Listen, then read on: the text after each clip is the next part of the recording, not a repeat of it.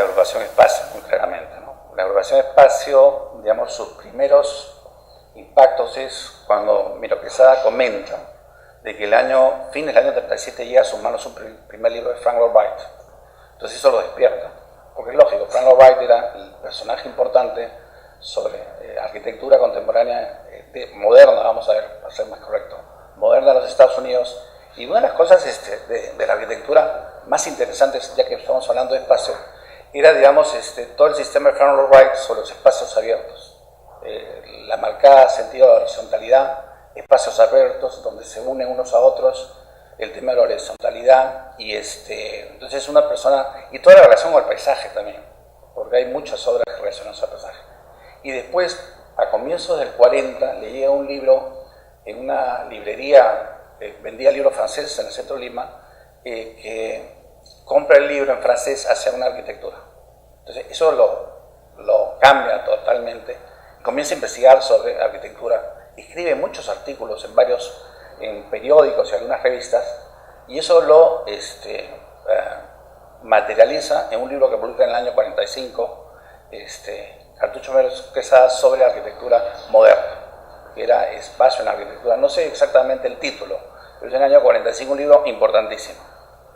En el año 46, más o menos a comienzos de año, digamos, hablemos de marzo a mayo, hay una reforma estudiantil en la Universidad Nacional de Ingeniería, que lo que plantean los estudiantes con todo deseo es que les enseñen lo que está pasando en el mundo y no lo que había pasado en el mundo. Entonces, estudiantes como Adolfo Córdoba, Carlos Williams, le proponen, digamos, de que debe participar de esta reforma. Entonces, y la incorporación de nuevos profesores. Entonces eso fue muy importante. Y el otro dato interesante es el año 47, en mayo, del 15 de mayo, se publica el manifiesto de la Agrupación Espacio en el diario Comercio. No son los hitos, ¿no? Entonces la Agrupación Espacio constituye, digamos, una gran faena, porque digamos, es una tarea importantísima de introducir el arte moderno, el arte, la arquitectura, el arte en todos los campos, ¿no? Moderno. Entonces creo que eso fue un impacto muy importante. Y creo que Miro Quesada, como suerte de el gran patriarca, pensador del grupo, justifica esto con argumentos teóricos sobre arquitectura, digamos, utilizando los mismos principios que introdujo Vitruvio sobre la utilidad, la solidez y la belleza, los reelabora para un planteamiento moderno. Eso me parece muy original, muy original. El manifiesto es un tema importantísimo que marca una huella. Yo creo que otro tema es importante, que en el año 47 él presenta su expediente de la Casa Huiracocha en la municipalidad, y dura como un año todo el asunto, porque los revisores decían, no le podemos aprobar el proyecto porque tiene que ser un proyecto con presencia de la arquitectura neocolonial, y era justamente lo que ellos se ponían. Ellos planteaban una propuesta que incorporara, digamos, o sea, estamos cumpliendo con todo lo que nos manda, pero el uso del lenguaje, me parece necesario que me tengan que reglamentar por el uso del lenguaje. Entonces le pedían un lenguaje con referencias locales o neocoloniales. Entonces eso genera todo un alboroto y tiene que justificar ante la comisión que realizaba su proyecto durante un año por qué estaba haciendo la casa y por qué insistía que era válida la casa. Entonces creo que es eso, ¿no? Y el otro hecho es el grupo que se constituye. Es un grupo de arquitectos jóvenes que estaban, digamos, con pleno conocimiento de lo que pasaba en sus días y creen que lo que es válido es el movimiento moderno, porque era una cosa fresca, porque no lo pensaban como un estilo más, como lo pensaba Héctor Velarde o otros, o Harterré, claro. Veían el movimiento moderno como otro lenguaje más, y para Miro Quesada no era otro lenguaje más, era la esencia de la arquitectura plasmada en un espíritu del tiempo y del lugar. El tiempo, lugar, tiempo, porque nuestro tiempo es contemporáneo, moderno, por lo tanto nos toca hacer arquitectura moderna y justificada plenamente. Y la otra cosa a mí me parece muy interesante es la incorporación de adhesiones de artistas plásticos y artistas de teatro y artistas de la pintura. Digamos, una personaje, digamos, muy entretenido es Fernando de Silos, participa en la adhesión. Y en el año 37 hace su primera exposición. Y recuerdo el otro día que estaba conversando con Adolfo Córdoba, también es otro personaje importantísimo, dice: yo te compré tu primer cuadro. Entonces era la primera exposición de Cislo dentro de un lenguaje que aceptaba como expresión o lenguaje arquitectónico la abstracción. Entonces me parece fundamental. O en música, la participación de Enrique Iturriaga, Celso Garrido Leca, y que ellos hacían en una de las tantas tareas que tiene la agrupación Espacio, que es hacer conciertos de música contemporánea. Entonces, pues, que tomaban un Stravinsky o Bela Bartok, hacíamos conciertos que reunían un montón de gente con conciertos bastante contemporáneos, que fue parte de las tareas importantes que hizo la agrupación Espacio.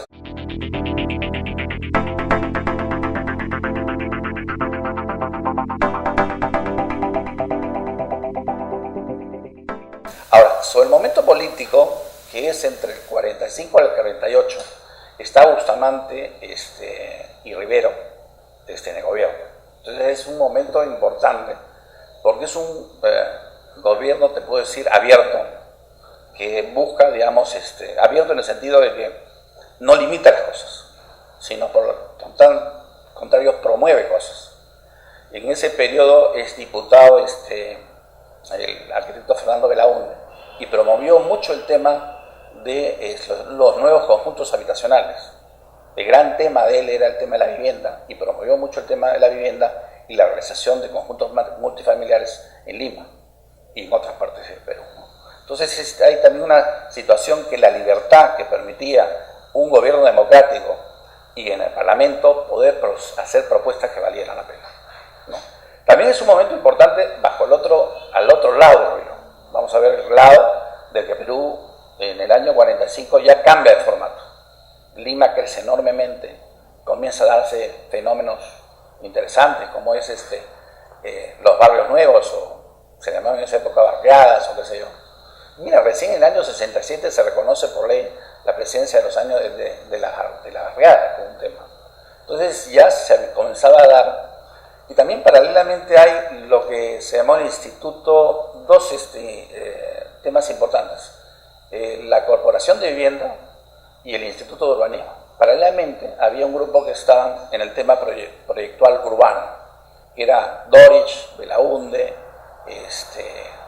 y otros personajes, Balega, un grupo que promovían una nueva propuestas en el tema urbano, ¿no? Que es muy importante porque le da una cierta fortaleza a la agrupación Espacio como un proceso que se ve.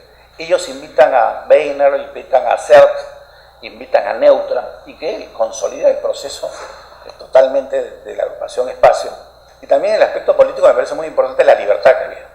En democracia se puede hacer mucha libertad. Eso me parece muy importante porque después del año 48 sucede un lamentable hecho en el país, que se pierde la democracia por un gobierno militar. Entonces me parece un momento muy lindo donde se aparecen las cosas y el Perú comienza a cambiar de formato. Entonces al cambiar de formato significa que hay la consideración a las clases medias, la preocupación por las clases más con menor capacidad de atender a sus necesidades de vivienda, agua y otras necesidades que tenían. Hay un proceso muy fuerte de migración en el país hacia Lima, porque era la meca para ser un centro de consumo y de consumo y la posibilidad que la gente pueda tener la posibilidad de educación y otras cosas, y de producción. Porque yo decía, ¿dónde voy a trabajar? ¿En el campo? No quiero trabajar. Entonces me voy a Lima, donde ya aparece una incipiente industria en el país, ¿no? Entonces había las posibilidades de oportunidad mayores en Lima que otros sitios. Entonces eso genera un proceso de migración muy fuerte en Lima, ¿no? Eso es más o menos el contexto que te planteo. Y es muy bonito el contexto de la democracia, el contexto de aceptación de nuevas ideas, el hecho de que no tolerar al otro, porque también hay un proceso de toleración. En gobiernos que no son democráticos no hay nada, la toleración es cero, o sea, es un programa de cero. Entonces a mí me parece que todo lo que se produce en gobiernos de ese tipo permiten, digamos, la facilidad, digamos, que se hagan expresiones nuevas, como la agrupación Espacio, que fue muy importante en pintura y en música y arquitectura. Entonces a mí siempre me ha llamado el hecho de la adhesión de los artistas, músicos y pintores y escultores a la agrupación Espacio, porque al fin y al cabo la idea que se tenía del grupo era que las artes pudieran convivir unas con otras en un proyecto, una propuesta proyectual. Otro personaje importante es Enrique Iturriaga, ahora que recuerdo. dije que estudiaba en la Universidad de Lima, que es una persona muy interesante como músico, ¿no?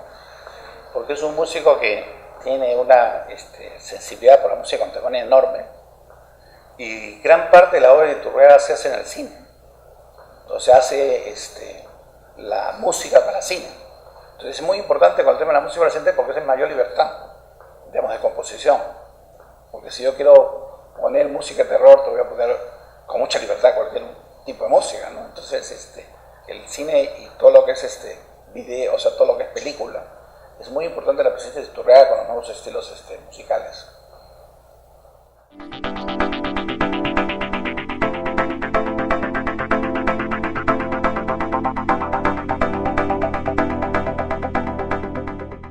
Bueno, en el tema de arquitectura, mira, que estaba plantea el tema de que si tú vas a construir algo y que hay todo un proceso tecnológico que ha crecido enormemente, como es la aparición del concreto armado, no tienes que estar construyendo arquitecturas de otras épocas. Entonces, si te da esa la oportunidad, la construcción, el aspecto tectónico, debes usarla y usarla correctamente. Por ejemplo, en el tema de la construcción. En el tema, digamos, de los programas de los edificios, es otro espacio que se abre enorme.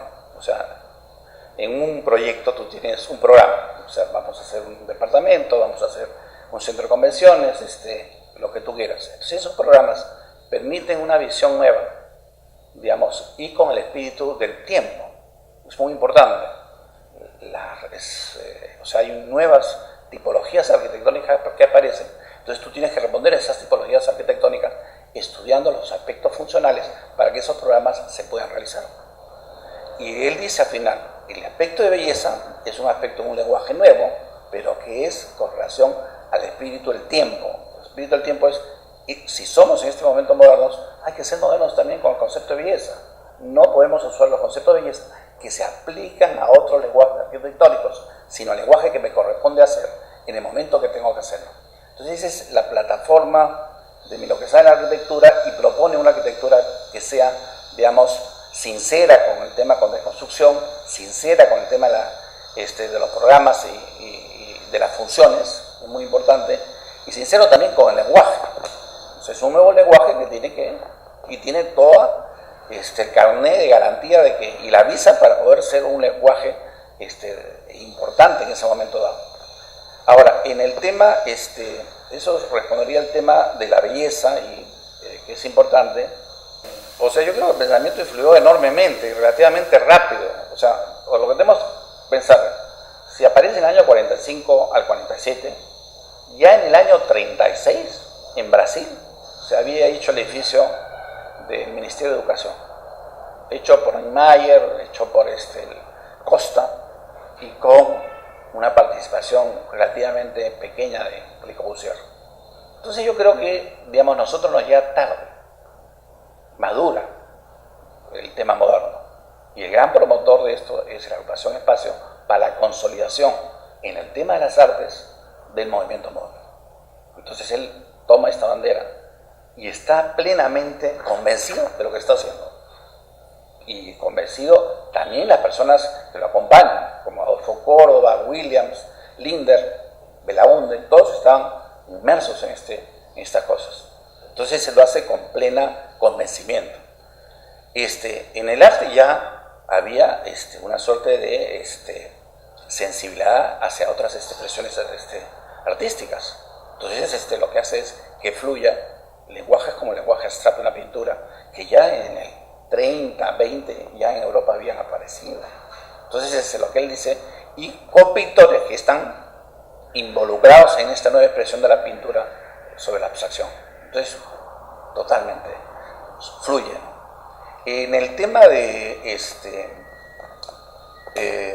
la música y los mismos, lo que les he contado, con relación, digamos, a la discusión con Salazar Bondy, es una discusión muy singular, es una discusión, digamos, entre Miro Quesada y Salazar Bondy, pero no en cuanto a la naturaleza de la agrupación Espacio, sino a que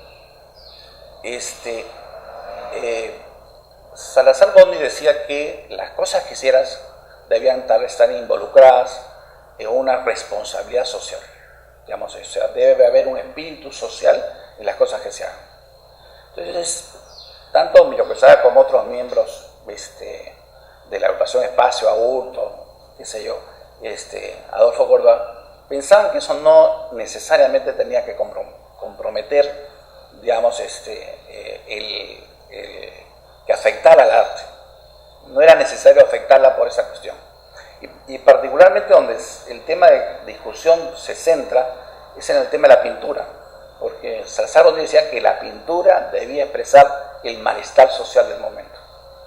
Y ese malestar social no era obligatorio y necesario, decía Milo Quesada. Si el pintor le viene de vena, que es bien, pero no tiene que obligarlo como condición del movimiento moderno.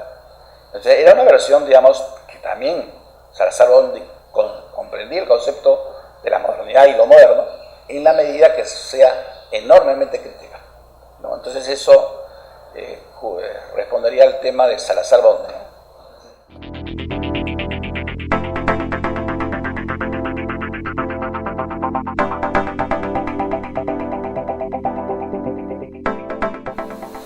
Yo creo que los vasos comunicantes hacen que una y otra influyan sobre la pintura y sobre la arquitectura. Porque, digamos, si bien el movimiento moderno tenía todos estos conceptos que he dicho teóricos, también está en contra del ornato. Y eso, si leemos a Adolf Loos, que está el delito del ornato, entonces está en contra del ornato, que es propio de las arquitecturas viejas, como son las académicas y son las nacionalistas neocolonial, neoindigenismo. Entonces ellos están en contra de eso, están con los paños. Es una arquitectura donde el concepto fundamental, y lo dice Milo Quesada, está en el espacio. Cómo tú armas un espacio hermoso, que te sientas cómodo, o sea, el espacio es lo que determina lo que tú haces. Yo cuando hago este espacio lo hago convencido de que lo espacial es lo más interesante. Entonces, para mí, que el concierto lo dirige el espacio es lo importante. Entonces, en el espacio es el tema fundamental y en la expresión la honradez de lo que se está haciendo. Entonces, se juega con planos diferentes. Entonces, la conexión con el tema de la pintura abstracta, que también no necesariamente figurativa. O sea, es una pintura que le nace de los foros al pintor, al artista, y que le expresa.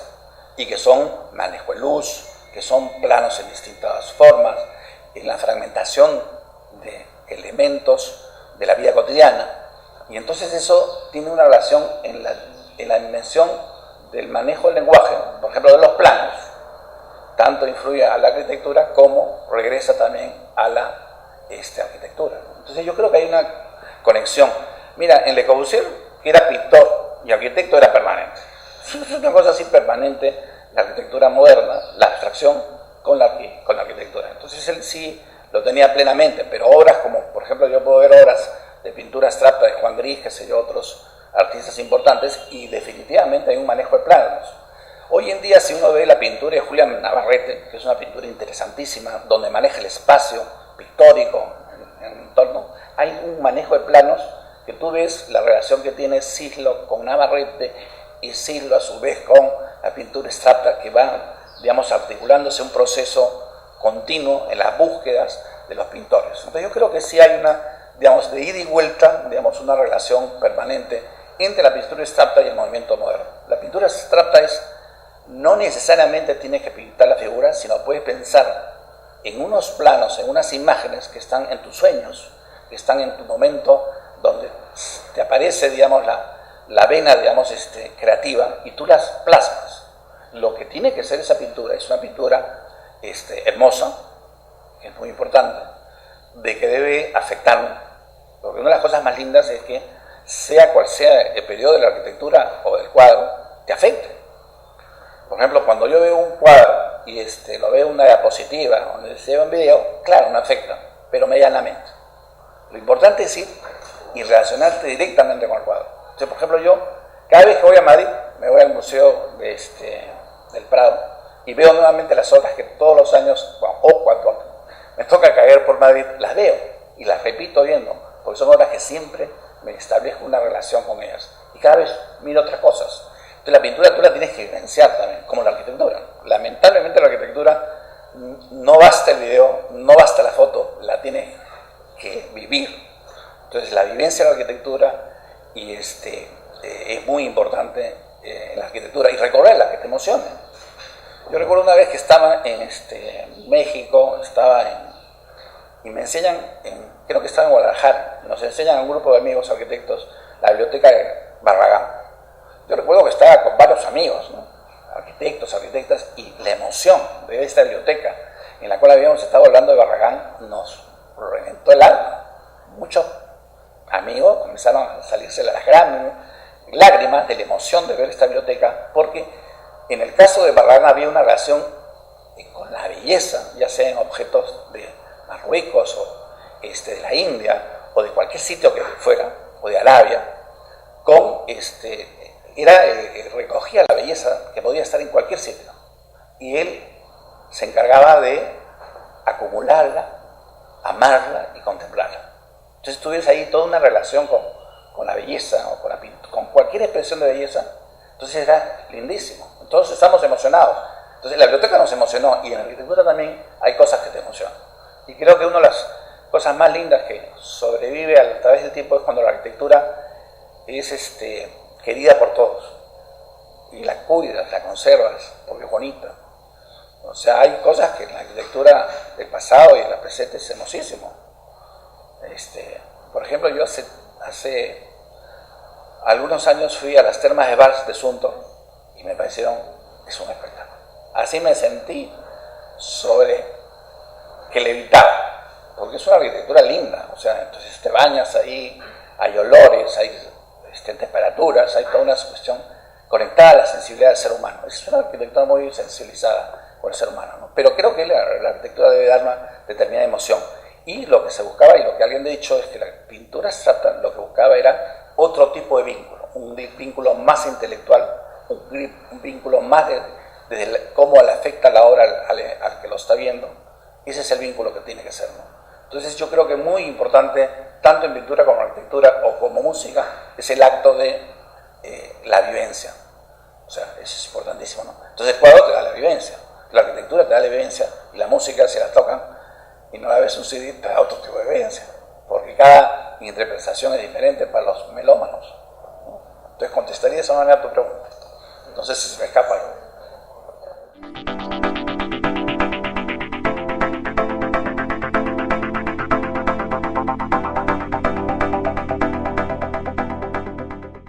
Es el Instituto de Urbanismo, que propone, digamos, o sea, lo que pasa es que hay una impronta importantísima del exterior sobre las nuevas versiones sobre diseños urbanos. O sea, la presencia del CERT es importantísima en Perú, que hace esa propuesta con arquitectos peruanos, y la propuesta de Chimbote, que son bien interesantes las dos. Entonces muchas veces la impronta dejó de ver ciertas cosas básicas de los centros históricos, y creo que ahí no le fue tan bien. O sea, no me parece que es la mejor versión, digamos, del urbanismo moderno, digamos, en esta operación de centros históricos. Ahora, hay cosas positivas también, hay que ver lo positivo. Los centros históricos estaban sometidos a determinadas sobreposiciones y presiones de actividades urbanas en exceso. Si un centro histórico está para que haya una cantidad de vehículos que transitan, haya una cantidad de actividades que se puedan dar, es eso su límite. Entonces esos límites uno los tiene que escarbar no al pie de la letra, sino en la interpretación de lo que se busca hacer. Y yo creo que eso es lo importante. Y entonces con el centro histórico, más que la agrupación Espacio sí lo apoya, hay que decir sí, pero es un proyecto que nace del grupo de los nuevos urbanistas que están especulando sobre los procesos de diseño urbano. Y creo que es una especulación válida, como especulación, pero lo que tiene que ver es decir si vale o no vale hacerla. Y creo que ahí es un proyecto audaz, tiene algunos aspectos positivos, como hemos mencionado, pero no fue lo más pertinente, digamos, en el tema, digamos, de la aplicación. Y mira, hay personas como Rogers, que estuvo en Rogers, no el nuevo, sino el Rogers de la Torre Velázquez, ¿no? Que estuvo en el Perú, que era una persona bien interesante porque era un hombre muy contemporáneo, muy moderno, y que simultáneamente tenía una defensa sobre el patrimonio arquitectónico en temas de urbanismo importantísimo. Y muchas charlas dio en Perú, ¿no? Y creo que la medida que propone de la conversación de lo moderno con lo histórico Rogers es fundamental. O sea, deja que cuando tengas la posibilidad de hacer en libertad a la arquitectura moderna su espacio que debe hacer, pero también respeta ciertos elementos que están en la atmósfera para que esa obra se pueda hacer amigable con el resto del contexto histórico, ¿no? Entonces eso es importante, ¿no? Por ejemplo, cuando yo estaba en Venecia hay una tienda diseñada por Carlo Scarpa. Entonces, claro, es un fanático de la arquitectura, vas y la busca, ¿no? Y no te das cuenta que es moderno. Pasa desapercibida. Entonces, cuando ya comenzamos a ver el detalle acá, el detalle allá, el otro que eleva la... Entonces ya te comienzas a dar cuenta, ¿no? Pero si pasas así, no te das cuenta, en absoluto. Y eso es lo que me parece el calante que tiene que tener, digamos, la arquitectura moderna con lo histórico, ¿no? Respeto, pero también audacia. Qué mal,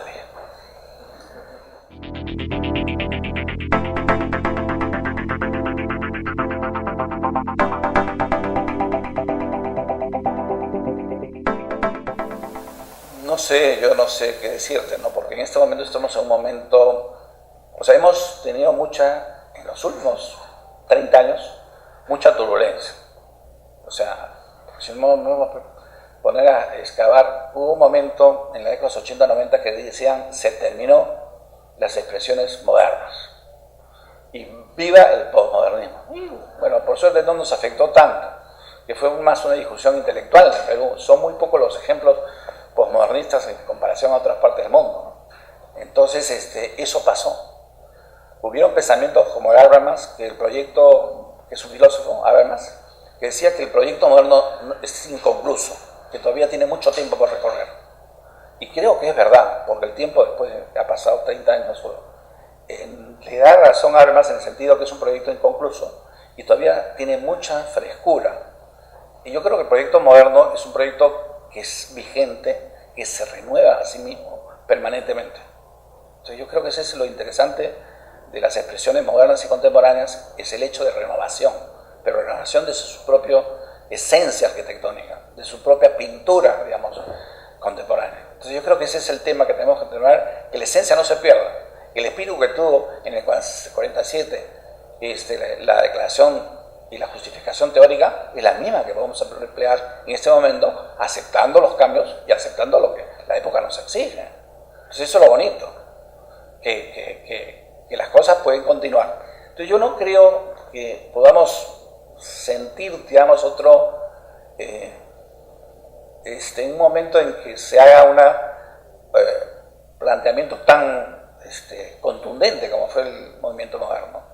Entonces yo creo que todavía estamos explorando, digamos, parte del proyecto moderno. O sea, lo hemos redescubierto, ¿no? Porque era un momento, cuando entra el posmodernismo, había una plena confusión. No sabía si valía la propuesta posmoderna o todavía era vigente la propuesta moderna. Entonces yo creo que eso ya se asentó, sabemos hacia dónde vamos, y creo que eso es lo que está dándole mucho sentido, ¿no? O sea, hay que buscar las cosas con sentido común. O sea, teóricamente, en el pensamiento teórico, por decirlo, del siglo XVIII, los franceses dijeron, uno de los elementos más importantes en la arquitectura es el sentido común.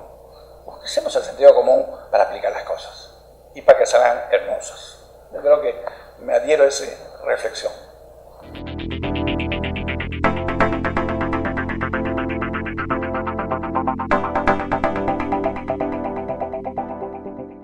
Bueno, hace unos años mi esposa tenía un deseo enorme de mudarse de una casa a un departamento. Eso fue una situación heroica, porque una casa tiene 3 veces más de lo que tenemos acá en el departamento. Entonces había que deshacerse de 2/3 partes. Este departamento nosotros lo compramos en planos. Entonces al comprar el planos nos permitió, digamos, hacer una serie de remodelación o refacciones que no nos gustaba del proyecto original. Entonces la idea fue la amplitud del espacio. O sea, entonces crear un solo espacio, pero que de frente entras y dices, wow, qué grande. Esa fue una idea. Entonces se racionalizó el espacio, o sea, se economizó todos los espacios de circulación, se convirtieron en parte del espacio. Entonces uno puede tener un corredor en la parte de atrás, pero en el fondo es parte del espacio. Entonces de esa manera la amplitud del espacio es mucho mejor. Y otro tema importante es que cuando teníamos que tener los cuadros de la otra casa, solamente escogimos cuadros contemporáneos. O sea, todo lo que teníamos de periodos anteriores como la colonia, lo dejamos en un depósito que ahí está descansando. Entonces, digamos, protagonizamos un espacio, digamos, más o menos con diseño contemporáneo, ¿no? Entonces fue tanto la decisión de tomar sobre los cuadros como de la mesa del comedor, que es una mesa que la mandé a diseñar. Entonces me salió perfecta la mesa, porque quería ese modelo. Entonces, más o menos, ya uno se va imaginando como arquitecto qué es lo que va a tener, ¿no? Entonces es como un duende en el espacio. A mí lo que me afectó es deshacerme de las 2/3 partes. Te digo que eso me afectó más. Digamos, en mi mudanza personal fue muy divertida, ¿no? Porque el tema más complicado fue la mudanza de mi biblioteca. Porque tengo una enorme biblioteca, ¿no? Entonces eso fue lo que más me costó trabajo. Entonces yo la trasladé, digamos, a mi estudio de arquitectura. Entonces donde está gran parte de lo que es arquitectura. Y parte de los libros convencionales, ¿no? Ediciones lindas, las trasladé el estudio de mi esposa, que es un consultorio, ¿no? Entonces que podía albergar parte de mi biblioteca. Eso fue lo que más me afectó. Lo demás cosas, hice una cosa muy pragmática, regalas. La regalé a todas las personas que querían algo, se las regalé. Entonces el mudarnos sí te cambia la vida. O sea, te cambia en que tú usas en un departamento, en relación a una casa, lo que necesitas efectivamente. En una casa acumulas cosas que es una barbaridad. Acumulas y cosas que no usas mucho tiempo. Entonces un departamento no cabes, o lo botas o lo usas. Hay cambios que tienes que hacer. Por ejemplo, esta mesa la mandé a hacer porque era cuando el espacio, o sea, el hecho de los espacios que tienen que ser, pues que se estire, que se expande, los departamentos dentro de la ideología de Frank Lloyd Wright. Entonces ese fue lo que se hizo, ¿no? Fue estirar la mesa. Y la mesa, pues hace poco no entraba, entonces lo tuvimos que subir por adelante, ¿no? Entonces tienes retos, ¿no? Eliminar los cuadros viejos de otros periodos, reforzar los cuadros, digamos, contemporáneos, hacer un espacio contemporáneo. Entonces no me costó, o sea, a mí no me costó mudarme como experiencia vivencial, ni a mi esposa. Quizás a algunos de mis hijos que eran comodones y tenían cuartos más grandes sí les afectó. O sea, el cambio, no de escala. Pero a mí no. Por lo menos me gustó. Es un nuevo reto y estoy todavía en proceso de seguir nutriendo de la vivencia de mudar. Pero todavía no termina, porque sigo haciendo cosas. De nada.